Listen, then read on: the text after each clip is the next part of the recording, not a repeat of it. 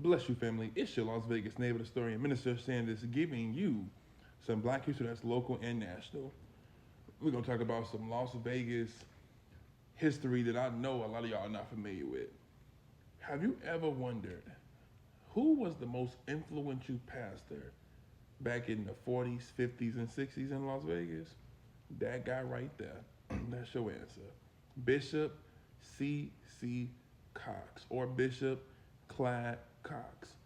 Bishop Cox was the founder of the Upper Room Church of God in Christ. The name has changed. It's now Pentecostal Temple. So if y'all are familiar with the West Side, and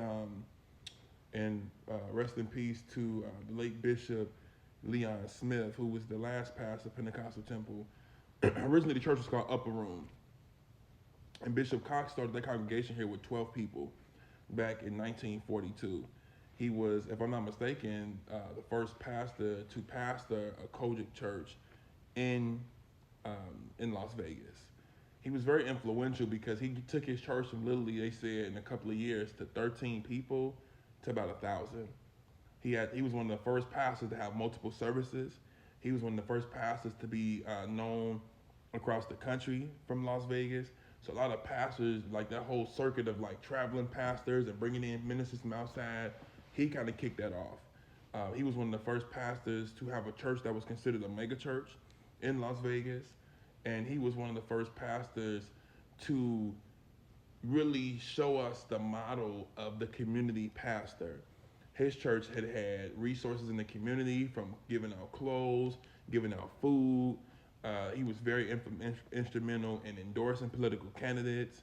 He was very instrumental in using his church and his pulpit to not just push voting, but voter engagement and just social justice issues.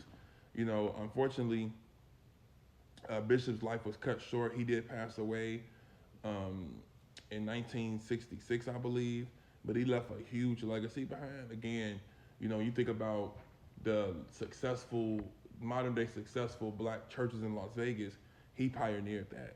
And some of the first, it's so many I'm forgetting to even name. That's how much this brother accomplished. His legacy is rooted here. He also has a school named after him. I had the privilege to visit it. He has a Clyde Cox Elementary School, which is out here.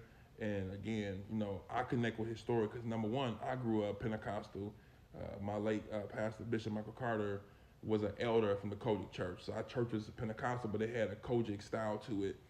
And also being a minister, I can connect, you know, very deeply to his story as well.